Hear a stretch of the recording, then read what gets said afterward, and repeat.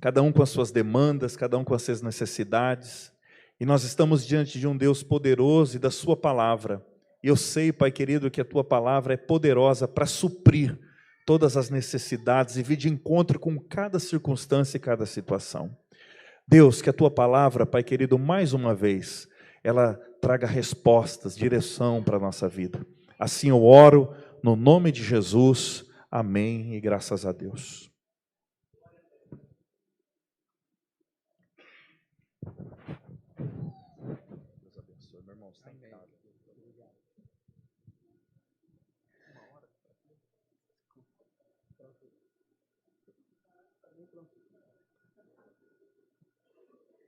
Queridos, quero cumprimentá-los com a graciosa paz, amém? Uma alegria estar aqui com os irmãos, para juntos cultuarmos ao Senhor. Abra comigo sua palavra, no livro, na carta do apóstolo Paulo a Timóteo, segunda carta de Paulo a Timóteo, capítulo 3. 2 Timóteo, capítulo 3.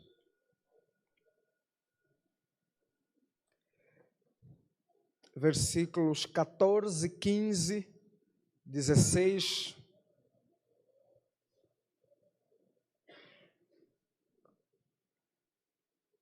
Está escrito assim. 2 Timóteo, capítulo 3, do verso 14 ao 16.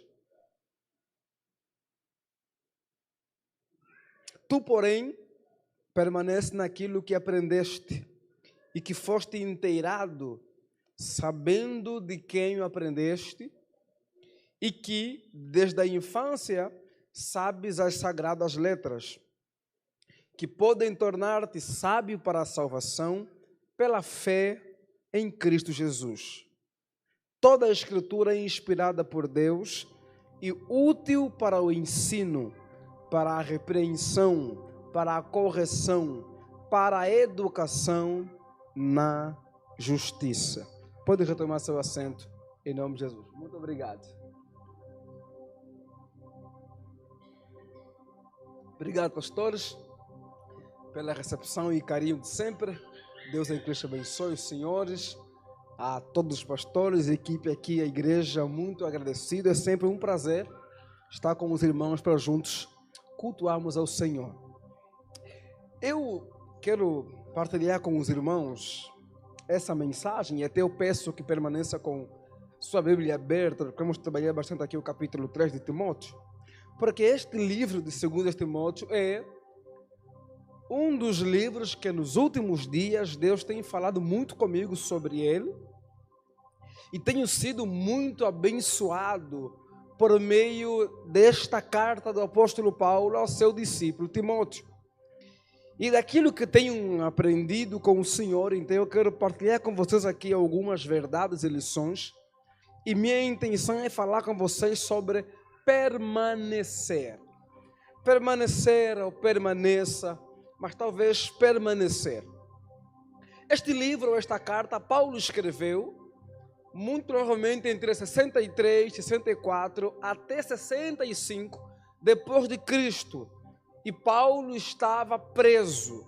E a prisão em que Paulo se encontra, diferentemente das que ele estava quando escreveu a primeira carta, quando escreveu Efésios, quando escreveu Filipenses, que ele tinha esperança de ser solto, quando ele escreve esta carta, ele tem convicção de que ele iria morrer. O capítulo 4, versículo 6, ele deixa isso muito claro, que ele estava sendo entregue à morte. E por quê? Qual é a causa de Paulo estar preso? O imperador Nero havia colocado fogo na cidade de Roma e então acusou os cristãos de serem aqueles que colocaram fogo na cidade. E isso resultou em uma comoção, prenderam alguns cristãos, perseguições, e Paulo e também Pedro foram presos nesse momento. E então, estando preso, Paulo decide escrever uma carta, ou a segunda carta, para seu discípulo Timóteo, pedindo que ele vai ter com ele depressa em Roma e que pudesse levar consigo alguns livros que ele considerava ser importante para ele. Não há certeza se Timóteo, indo para Roma, encontrou Paulo ou não. Mas sabe-se que depois, então, Paulo morreu. Cortaram sua cabeça.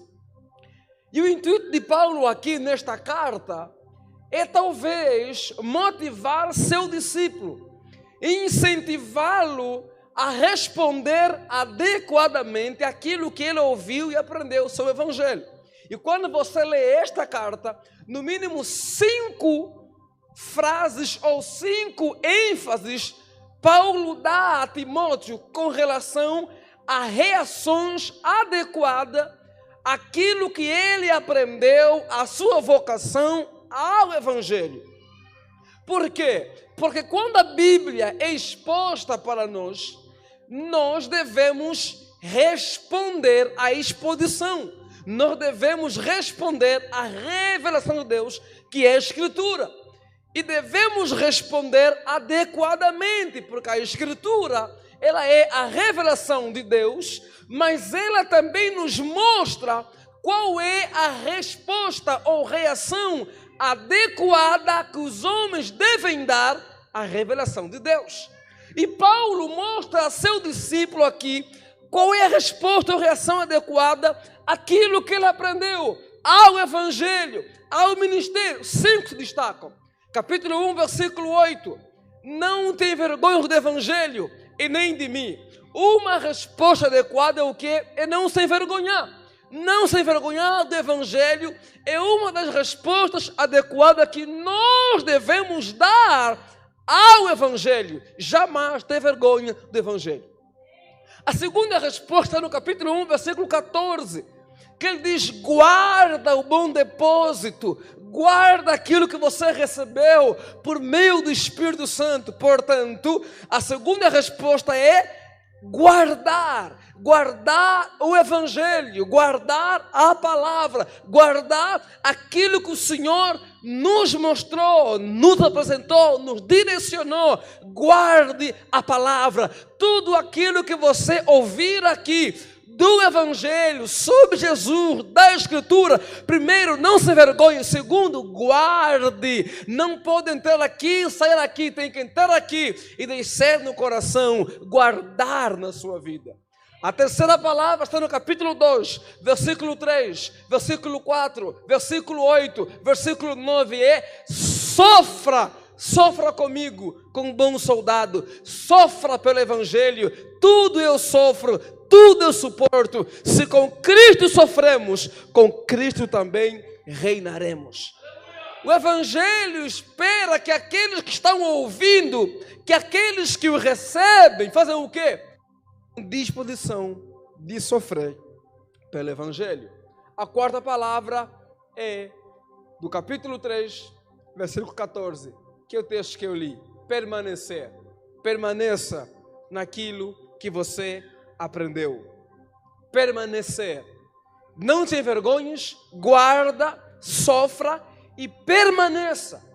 E quinto, capítulo 4, versículo 2, versículo 3, versículo 4, versículo 5. Pregue o Evangelho.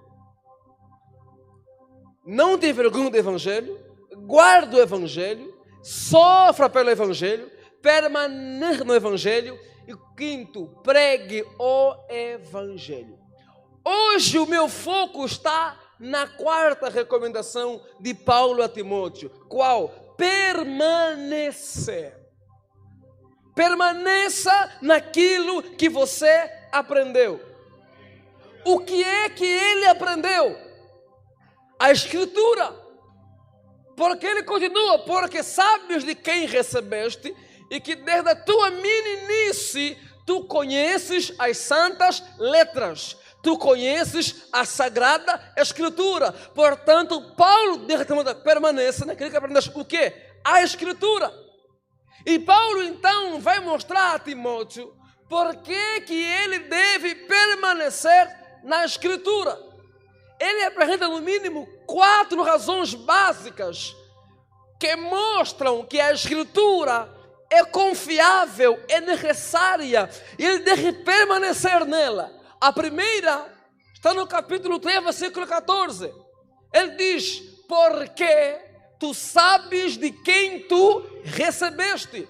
Digamos, as pessoas que te ensinaram são pessoas sérias, confiáveis, e você não deve trocar jamais aquilo que você recebeu de gente séria por algo que vem de gente louca, por qualquer pessoa. E quem são aqueles que lhe instruíram? 3 pessoas. Primeiro, sua avó. Segundo, sua mãe. Diz que você aprendeu desde a meninice. Timóteo era um judeu grego que aprendeu a escritura com quem? Com sua avó Loide, sua mãe e sua avó. Portanto, sua mãe e sua avó eram pessoas sérias, confiáveis, e por serem pessoas confiáveis, ele jamais deveria trocar aquilo que ele recebeu de gente idônea, de gente confiável, por qualquer discurso de alguém que aparece por ali e querer que você compre o discurso. E terceiro, aprendeu de quem? Do próprio Paulo. E Paulo é prova de que aquilo que ele aprendeu, Timóteo, é sério. Por quê? Porque Paulo está preso, Paulo vai morrer por causa de quê? Daquilo que ele ensinou a Timóteo. Quer dizer, é tão sério, é tão confiável, que eu estou morrendo por aquilo que eu te instruí. Por isso, Timóteo, aquilo que você aprendeu não é qualquer coisa. Permaneça nisso. Por quê? Porque é tão sério que eu estou aqui prestes a morrer por causa daquilo que eu te ensinei. A segunda razão que ele mostra é qual? Versículo 15. Que a Escritura lhe dará sabedoria, lhe tornará sábio. Para quê? Para a salvação, por meio da fé em Cristo Jesus. O que é? Segundo, permaneça na Escritura, por quê? Porque ela vai torná-lo sábio para a salvação. Em outras palavras, a Escritura tem um propósito redentivo. A Escritura nos leva para a salvação, indica para a salvação. A Escritura tem um propósito, o que é? Demonstrar para nós o caminho da salvação. Permaneça naquilo que você aprendeu, por quê? Porque ela vai conduzi-lo para salvação. Terceiro, pensa naquilo que você aprendeu, por quê? Versículo 16, porque toda a Escritura é inspirada e é útil para ensinar, repreender, corrigir e educar na justiça. A Escritura é útil para ensinar, repreender, corrigir e educar na justiça. Eu vou falar disso aqui mais para frente. E quarto, pergunta que você aprendeu por quê? Porque a Escritura, versículo 17, vai tornar você alguém preparado, alguém apto para aquilo que Deus quer fazer através de você. Mas, meu foco está em quê? Timóteo deve permanecer naquilo que ele aprendeu diante de quê? Em que contexto? Qual é o ambiente? O que é que está acontecendo? O que é que vai acontecer? Que Paulo faz questão de dizer: meu filho Timóteo, permaneça naquilo que você aprendeu. Essas palavras que Paulo está usando para que Timóteo permaneça naquilo que ele aprendeu são ditas a partir de quais razões? Qual é a razão que leva Paulo a estar preocupado com a permanência de Timóteo naquilo que ele aprendeu no Evangelho? 4 razões. Quando você lê o capítulo 3 todo e o capítulo 4 também no seu começo, no capítulo 3, do versículo 1 ao versículo 9, você verá que Paulo diz a Timóteo: nos últimos dias, e os últimos dias começaram com o Pentecoste, com Atos 2, e continuam até hoje. Portanto, os últimos dias já eram os dias de Paulo também. Nos últimos dias, veremos homens maus, homens corruptos, homens cheios de si mesmos, homens que amarão mais a si mesmo do que o Senhor, homens amantes do prazer mais do que a Deus, homens que desonrarão pai e mãe, homens narcisistas, homens que têm aparência de piedade, mas desprezam é o capítulo 3, do 1 ao 9, Timóteo está recebendo uma orientação de que nos últimos dias surgiriam homens com condutas questionáveis, homens com condutas ruins, homens cheios de si, homens cheios de aparência, homens sem amor a Deus, homens narcisistas, homens corrompidos. E no versículo 10, Paulo diz: mas tu, meu discípulo, tens imitado aquilo que eu te ensinei, tens imitado as minhas práticas, e tens visto os meus sofrimentos. E ele diz mais: meu filho, todo aquele que seguir a Cristo piamente vai ser perseguido. E no 12 ele vai dizer: olha, aqueles que enganam alguns continuarão enganando e sendo enganado. E então no 14 ele vai fazer o quê? Ele vai enfatizar o quê? Timóteo é diferente daqueles que do versículo 1 ao 9, porque no 10 Paulo mostra que ele é correto.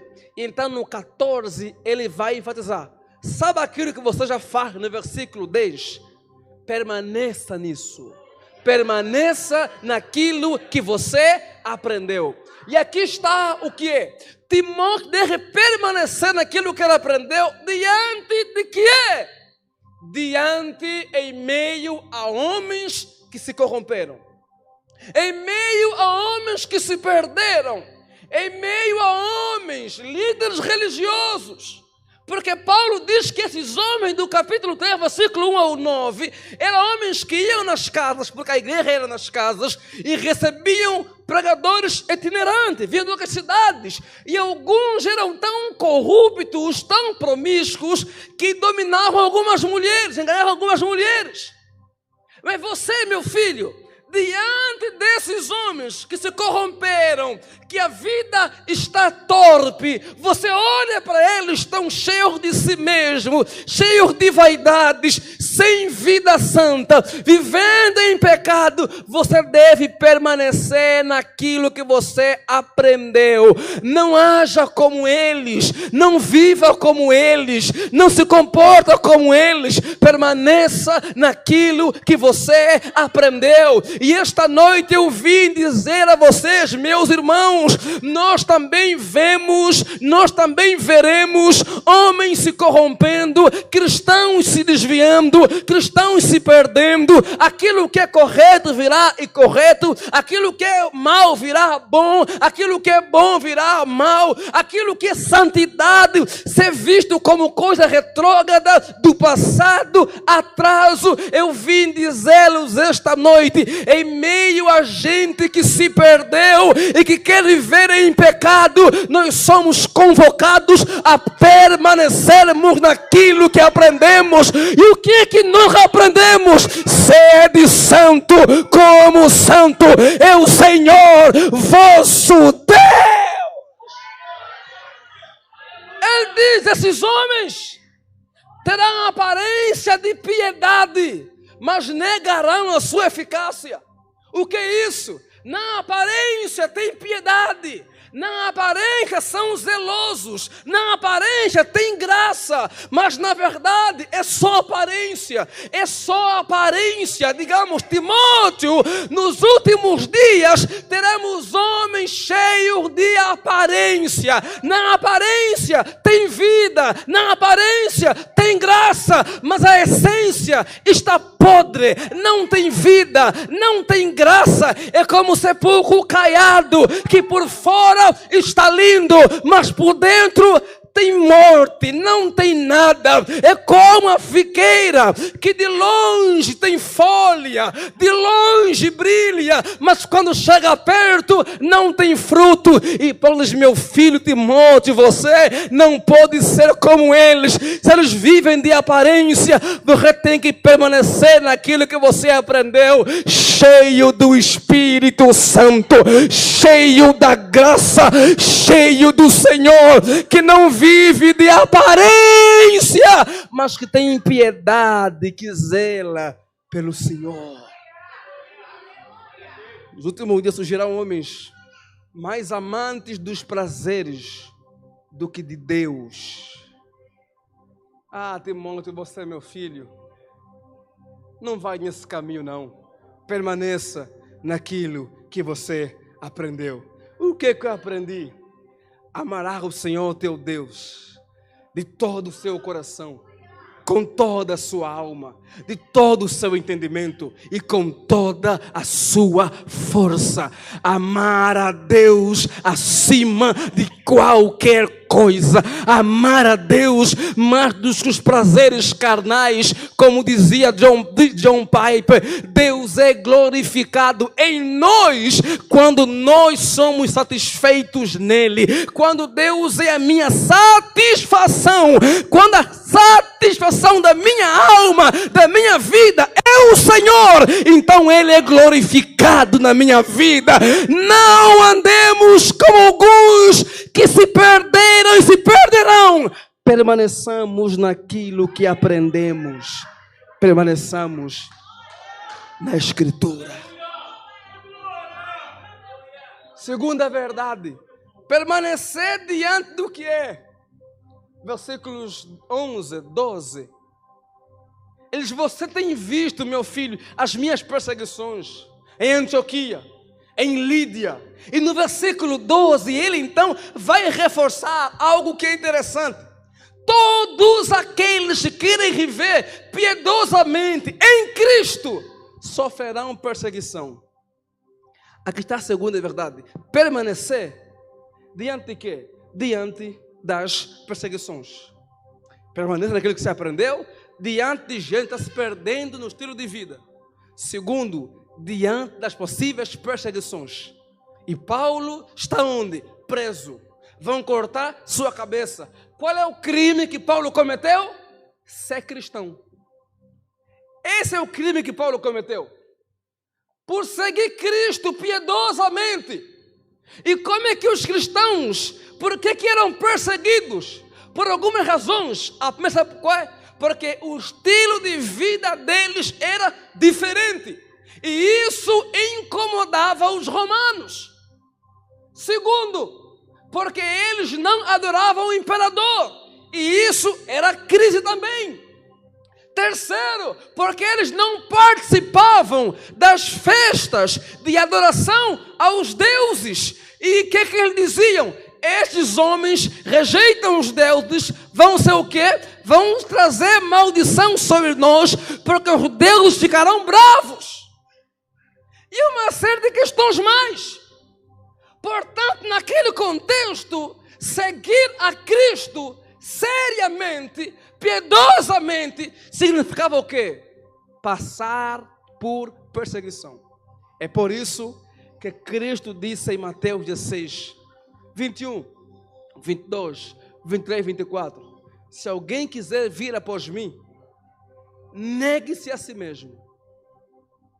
O que é isso? Não considere a sua vida tão valiosa assim. Negue ela. Segundo, tome a cruz e siga-me.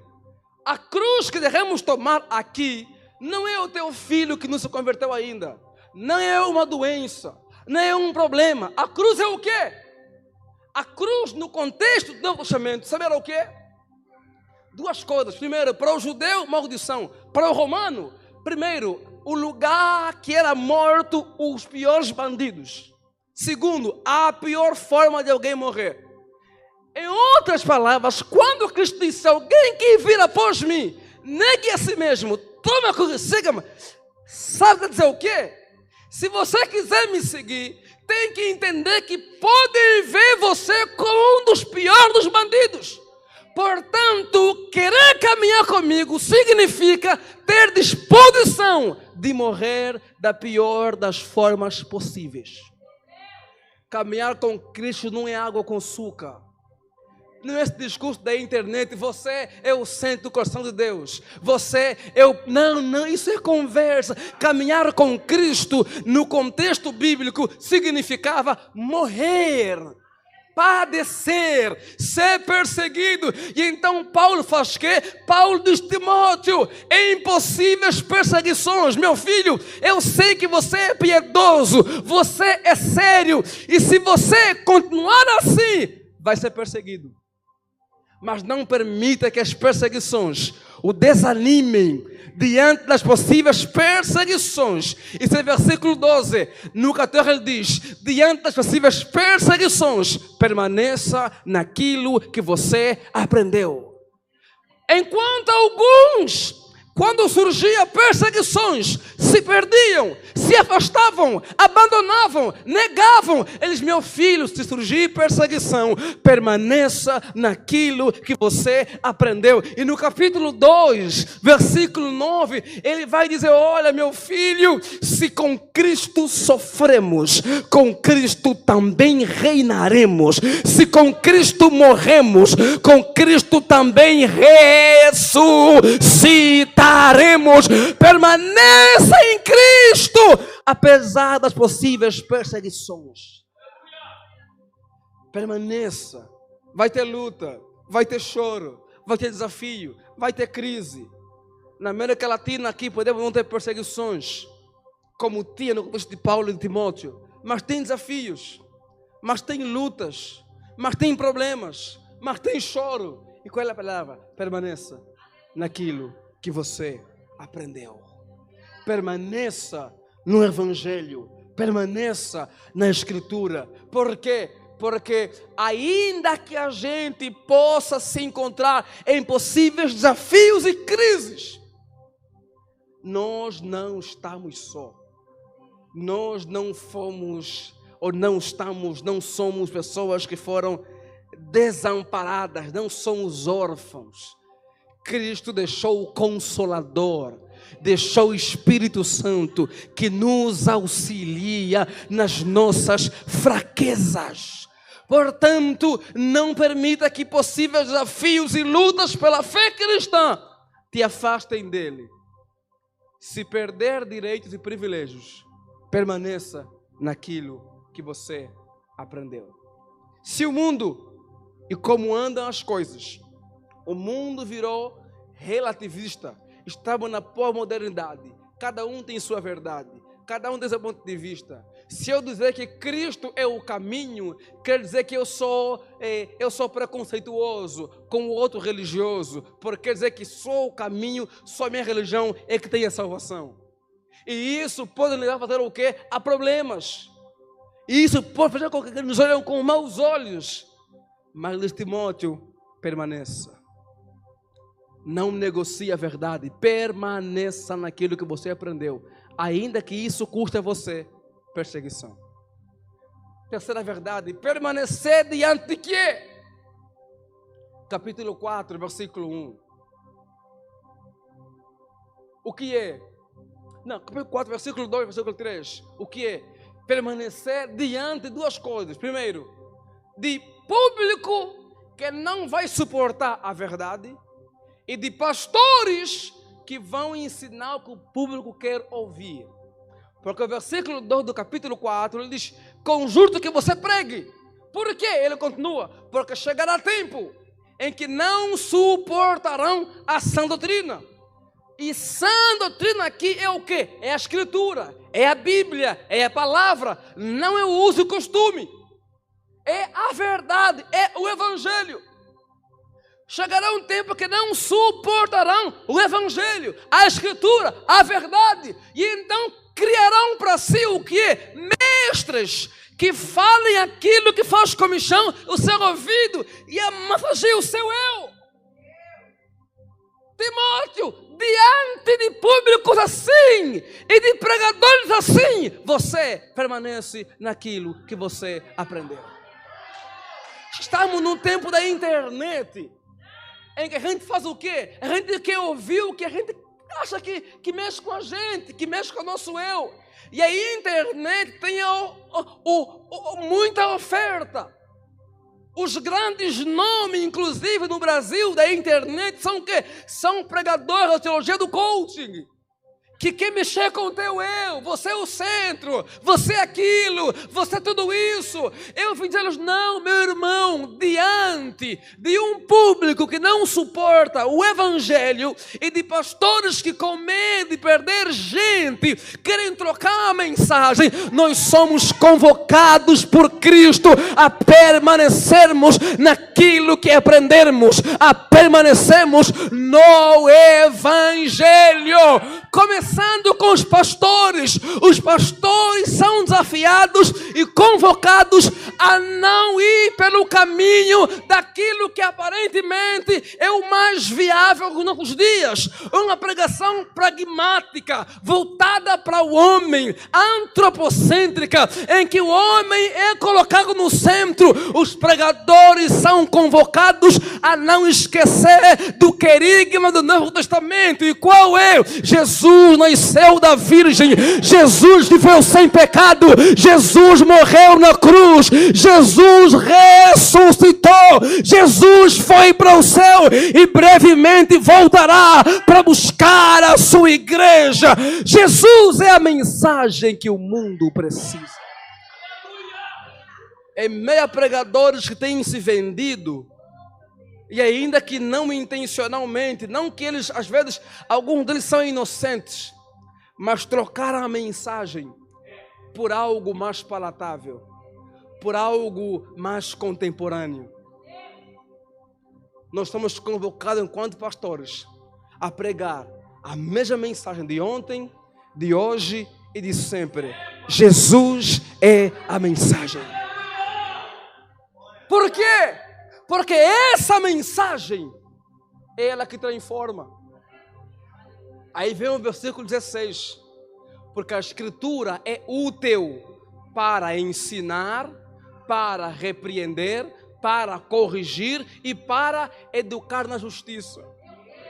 Nenhuma outra mensagem. Psicologia positiva, teologia do coaching, a autoajuda, nenhuma dessas mensagens tem poder de fazer aquilo que só a Escritura pode fazer. A Escritura é útil para ensinar, repreender, corrigir e educar na justiça. Sua família, seu marido, o mundo, o que vai transformar o mundo não é algumas teologias baratas, é a mensagem da cruz, é Cristo Jesus que transforma o ser humano.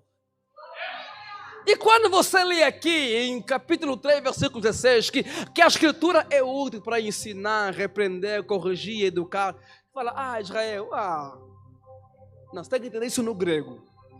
O que Paulo está querendo dizer com a escritura é útil para ensinar, para repreender, para corrigir e para educar?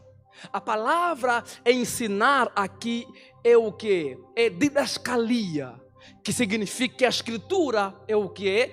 É base para a verdadeira crença do cristianismo e teste para as demais. A escritura é útil para didascalia, para expor, para mostrar aquilo que é a verdadeira crença cristã e também como que com base para teste. Em outras palavras, para sermos cristãos de verdade, temos que compreender a escritura. E segundo, ela nos dá discernimento. Para quê?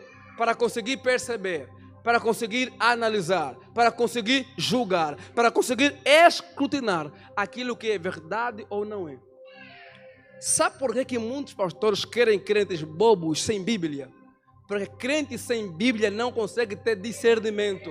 Ele recebe qualquer coisa, aquilo que é aparente, atraente. Agora, quando o crente conhece Bíblia, ele é como um bereano, ele é como um povo de Bereia, que está ouvindo, mas tem discernimento. Não é qualquer vento, não é qualquer coisinha. Ele diz, não, está fundamentado na Escritura. É a Escritura quem define, não é qualquer coisa. Eu quero a palavra que tem poder de transformar o homem, e é a Escritura. Crente sem Bíblia não tem discernimento. Qualquer coisa, já acha que... Não, crente que tem Bíblia, ele tem discernimento. Então a Escritura é útil Para quê? Para discernimento. Segundo, ela é útil. Para quê? Para repreender. A palavra repreender ali é elegmos. A ideia de repreender aqui, qual é? É de expor o erro e convocar para o arrependimento. Quando Paulo diz que a Escritura é útil para repreender, é útil para elegmos. O que é repreender? Ela mostra o seu erro, ela mostra a sua falha, e você percebe que está falhando, e ao mesmo tempo ela te convoca para arrependimento. A Escritura é como um espelho. O homem que não se vê no espelho, e em dia de elegmos é isso. Homem que não se vê no espelho, ele está sujo na sua face, e ele sai andando como se nada estivesse acontecendo, até que ele se encontra com o espelho e leva um susto, porque eu estou sujo. E a Escritura é útil para repreender, elegmos, para expor o nosso erro. Quem tem contato com a Escritura, quem busca a Escritura expõe e mostra quão pecador você é, quão miserável nós somos, quão decadente nós somos, o quanto somos decaídos, pecadores. Ela expõe o nosso erro. Só que ao mesmo tempo que ela expõe o nosso erro, ela nos convoca para o arrependimento. Ela nos mostra quão errantes somos e o quanto carecemos da graça, da misericórdia e da bondade do Senhor. Então a Escritura é útil. Para quê? Para expor. Não tem ninguém que tem contato com a Escritura e se deixa levar por ela e não apanha dela. Ela bate na gente. Fala, acorda, você acha que você é o quê? Ela expõe nossa miserabilidade e nos coloca rendida aos pés dele, porque você está vendo o seu erro e percebe o quanto você precisa da graça dele. Terceira, a Escritura, ela é útil para quê? Para corrigir, ensinar, repreender, corrigir. A palavra grega aqui do corrigir é epanortose. E epanortose aqui tem a ver com o quê? Corrigir. É a ideia de quê? De corrigir aquilo que está mal. Sabe, ela repreende, elegmos, expõe o erro. Só que ela não só expõe um erro, ela corrige. Eu lembro aqui, quando estou falando aqui, do lema de Angola, do governo de Angola, que é péssimo governo, mas o lema é bom. O quê? Corrigir o que está mal, melhorar o que está bom. A ideia de epanortose aqui é isso, que a Escritura é útil para quê? Para corrigir, epanortose. Aquilo que está mal ser transformado. Você vem para a Escritura, dá discernimento. Vem para a Escritura, ela expõe seu erro, mostra quão mal você está. Mas ela não apenas põe um erro, ela também corrige, ela também transforma. Ela transforma o homem que viu que é pecador pela Escritura, o transforma em alguém que parece com Jesus Cristo. Aquele que ao ler ela, percebe que é pecador. Quando continua lendo ela o transforma. E aqueles que nos verem de longe, transformados por ela, dirão, quando eu olho para ti, eu vejo Cristo em você, sua vida exala Cristo, porque fomos transformados pela Escritura. A diferença da Escritura para o espelho, sabe qual é? É que o espelho só expõe a tua beleza, a tua feiura, a tua sujeira. A Escritura, ela expõe a sujeira e ela limpa também. Então ela não é só espelho, ela mostra como espelho, mas ela também limpa como água, também purifica. É aquilo que disse Cristo: vós já estáis purificados pela verdade. E sabe o que é? Ela expõe o erro, ela transforma, e quarto, ela é útil para educar na justiça. A palavra educar ali é apadeia. É como se fosse alguém pegando uma pessoa e mostrando na prática o caminho que deve seguir. Ela é útil para ensinar, ela é útil para repreender, expor o erro, ela é útil para corrigir, transformar. Aquele que ele mostrou o erro, aquele que ele transformou, ela agora pega na sua mão e te mostra o caminho, te leva no caminho da justiça. Você é conduzido, você é direcionado, você é orientado, você é alguém que percebeu que é pecador, que foi transformado e tem um caminho a trilhar. A Escritura nos conduz para o caminho da justiça. Nenhuma outra matéria, nenhum outro livro, nenhuma teologia, nenhuma outra pregação que não for a Escritura, que não for a cristocêntrica, poderá fazer do homem alguém que percebe o quão pecador é, alguém transformado e alguém conduzido no caminho da justiça, que é Jesus Cristo de Nazaré. Por isso, Timóteo, se você ama esse povo, permaneça naquilo que você aprendeu, porque aquilo que você aprendeu é útil, é inspirado, tem autoridade, tem poder para dar discernimento, tem poder para expor o pecado dos homens, tem poder para transformar os homens e tem poder para conduzi-los no caminho da justiça. E quarto, Timóteo, permaneça naquilo que você aprendeu, diante do quê? Capítulo 4, versículo 1. Conjure-te perante Jesus Cristo, que há de julgar os vivos e os mortos, pela sua manifestação e pelo seu reino. Timóteo, permaneça naquilo que você aprendeu, diante do juízo, do julgamento que se aproxima. O julgamento vem. Ele diz, Cristo, ele está conjurando Timóteo a pregar o Evangelho. E diante de quem? De Cristo.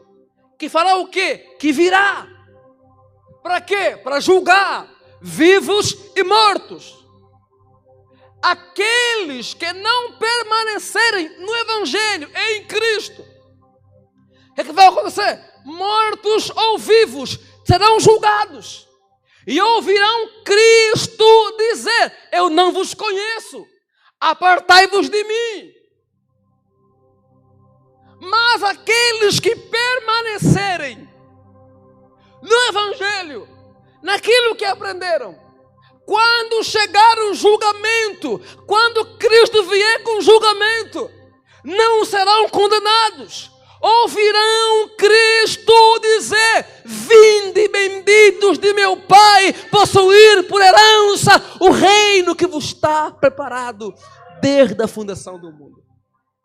E Paulo é esse modelo para Timóteo, porque no capítulo 4 deste livro, desta carta, versículo 6, ele diz, eu serei entregue à morte. E no 7, ele mostra quanto ele permaneceu naquilo que ele aprendeu. Ele diz no 7, Paulo, combati o bom combate, acabei a carreira. O combate que eu combati, a carreira que eu terminei, não me fizeram abandonar aquilo que eu aprendi. Antes, pelo contrário, guardei a fé. Eu estou morrendo, vão cortar minha cabeça, mas eu guardei a fé. A ideia aqui de guardei a fé, sabe o que é? É que eu permaneci fiel à fé. Eu permaneci fiel, porque fé no Novo Testamento tem várias implicações ou ramificações. Confiança, crença, mas também tem a ver com fidelidade. Em outras palavras, eu estou aqui, eu vou ser morto, mas eu continuo fiel àquele que me chamou. Eu permaneço fiel a Ele. Eu guardei a fé, permaneci nele. E Ele continua. O que é, Timóteo? Embora eu vá morrer, por eu permanecer fiel, guardando a fé, uma certeza eu tenho: a coroa de justiça me será dada, porque eu estou fiel, permanecendo nele. o juízo virá. O juízo virá. Para os vivos e para os mortos, o juízo virá. Por isso, em meio à certeza de que o julgamento chegará, nós somos convocados a permanecermos naquilo que aprendemos. Como diz Apocalipse, aquele que permanecer até o final, aquele que for fiel até o fim, será salvo. Nós precisamos permanecer naquilo que aprendemos.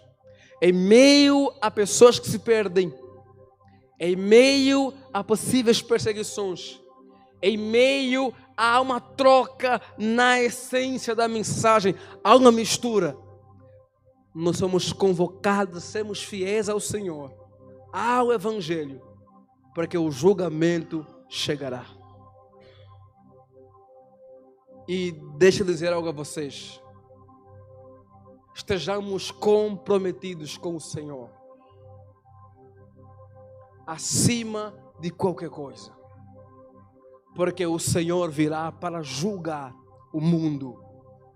E aqueles que não forem até o final da caminhada, que às vezes é longa, que às vezes é desafiadora, tem desafios, tem lutas, mas eu vim dizer-lhes: nenhuma tribulação desta vida se compara com a glória que nos está reservada na eternidade em Cristo Jesus. Permaneça naquilo que você aprendeu, porque o juízo chegará. Não se deixe levar por qualquer discurso, não se deixe enganar. Ainda que alguns falem, ainda que alguns preguem, lute, cuide da sua alma, cuide do seu coração, cuide da sua fidelidade a Deus. Zele, o cristão precisa, se não for diariamente, se não for semanalmente, se não for mensalmente, se não for trimestralmente, se não for semestralmente, se não for anualmente, mas algumas vezes o cristão precisa parar e fazer uma autoanálise, parar e refletir: como eu estou caminhando, como estou levando a minha fé cristã, como está sendo o meu cristianismo. O pastor, o pregador, a mesma coisa. Como estão as minhas motivações? Quem está me influenciando? Que caminho eu estou tomando? Como estão indo as... Sabe por quê? Porque acima do meu ministério está Deus. Eu não derramar mais o meu ministério do que a Deus. Sabe o que quer dizer o quê? Sabe quando eu amo mais, às vezes, o meu ministério do que a Deus? Quando a minha vida fica no automático. Quando eu faço tudo, mas não tenho contato com o divino. Eu preciso acordar. Ministério não é garantia de eternidade ou aprovação divina. Jesus disse: o que adianta o homem ganhar o mundo e perder sua alma. Eu quero ganhar o número possível de gente. Eu quero ganhar, se possível, o mundo. Mas eu não estou disposto a dizer que ganhei e perdi minha alma. Não estou disposto. Sabe por quê? Porque o mundo todo ganho não vale a minha alma perdida. Por isso, cuide da tua salvação. Desenvolva a tua salvação. Por isso, zele por isso. Porque naquele grande dia, muitos dirão: Senhor, em teu nome eu curei, eu profetizei, eu expulsei demônio. E Ele vai dizer: nem todos que me dizem Senhor, Senhor, entrarão no reino dos céus. Essas pessoas são aquelas... Não sei se já falei aqui uma vez, como alguns fã-clubes que sabem tudo do seu ídolo famoso, mas se chegar perto do ídolo, o ídolo não sabe quem é, nunca viu na vida, não sabe o nome, não sabe onde mora, diz: eu não te conheço. Você sabe sobre mim, porque você estudou, leu, me acompanhou. Mas eu não te conheço, por quê? Porque não tem relação comigo, não tem caminhada comigo. E esse grupo, no fim da caminhada, ele vai dizer: eu não vos conheço, apartai-vos de mim. Mas nós somos convocados a permanecermos no Senhor, a permanecermos naquilo que ouvimos, naquilo que aprendemos, a permanecermos naquilo que é a essência do Evangelho, a permanecermos naquilo que é a verdade, a permanecermos naquilo que é a palavra do Senhor. Aconteça o que acontecer, se levanta quem se levantar, vem modismo, sai modismo, nós somos convocados a permanecer. Por quê? Porque quando para o juízo do Senhor, nós não seremos julgados mais para condenação, simplesmente para recompensa, para sermos coroados, como disse Paulo: serei coroado. Como diz Paulo: sede firmes e constantes, sempre abundantes na obra do Senhor, sabendo que o vosso trabalho não é vão no Senhor. Nós não estamos vindo aqui para sermos um clube social. Nós não estamos vindo aqui para sermos como um iate clube. Nós viemos aqui porque nós cremos que tem a verdade aqui e nós cremos no porvir. Nós cremos que chegará o dia em que a trombeta vai soar e seremos arrebatados e estaremos com Ele para todo sempre. Mas só viverá isso aquele que permanecer naquilo que aprendeu. Se coloque em pé, por gentileza, em nome de Jesus.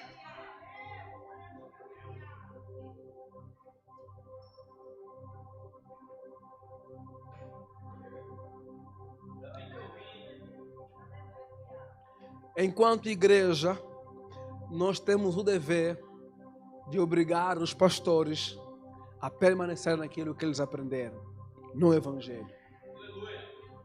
Não podemos ser do grupo daqueles que não vão suportar a sã doutrina, a verdade, e que querem ouvir aquilo que agrada ao seu eu, aquilo que massageia o seu eu.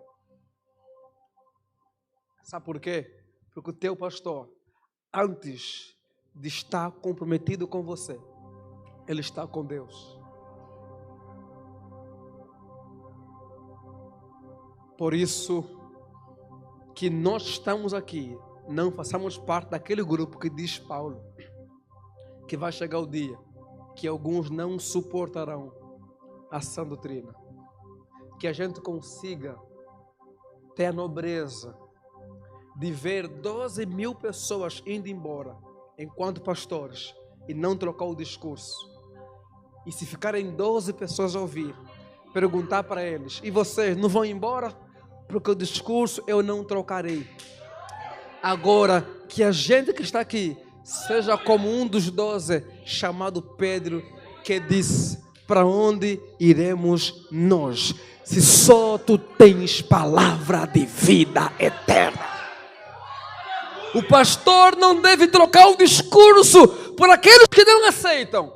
E aqueles que estão aqui e são fiéis, ao responder precisam dizer: olha, Senhor, até podem ter muitos na internet, mas para onde iremos nós? Se palavra de vida eterna só tem na Escritura, só o Evangelho é a palavra de vida eterna. Esse é o caminho.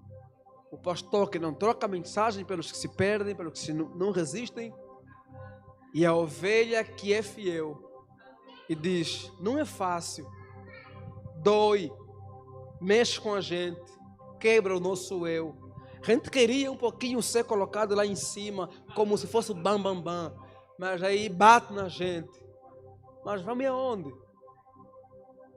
Não tem outro caminho. Nós queremos vida eterna.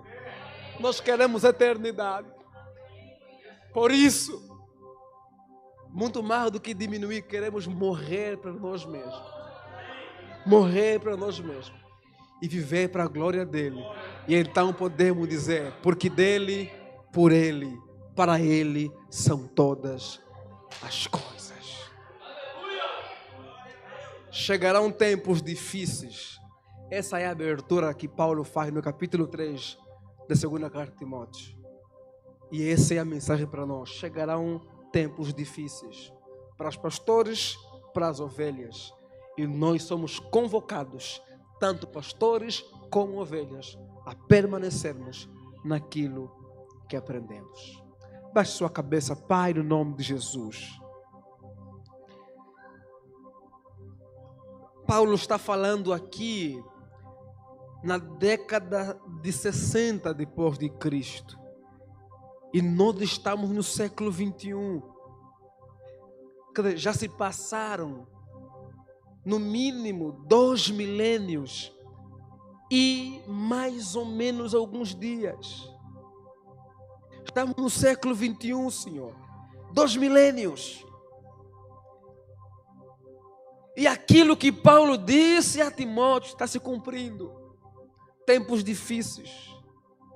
De homens que se perderam, de homens que se corromperam, de homens que vivem de forma errada, de homens que trocaram a mensagem.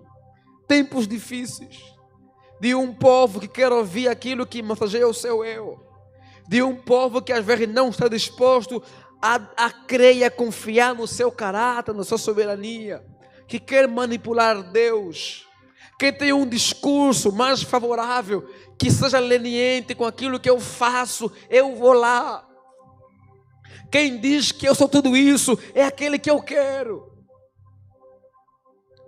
Nós somos convocados a permanecer no Senhor. Nos ajuda, Pai.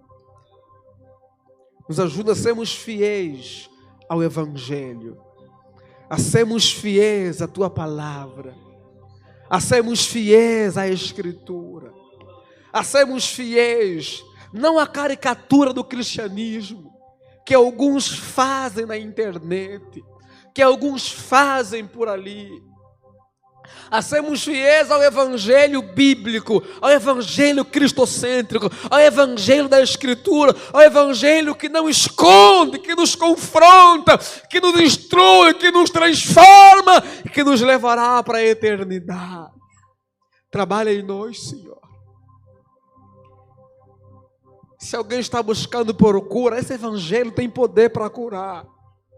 Se alguém está buscando alegria, esse Evangelho traz alegria que o mundo jamais pode trazer. Se alguém está buscando, meu Pai, satisfação, esse Evangelho prega ao Senhor que satisfaz nossa alma. Se alguém está buscando felicidade, esse Evangelho nos leva a perceber que a verdadeira felicidade está na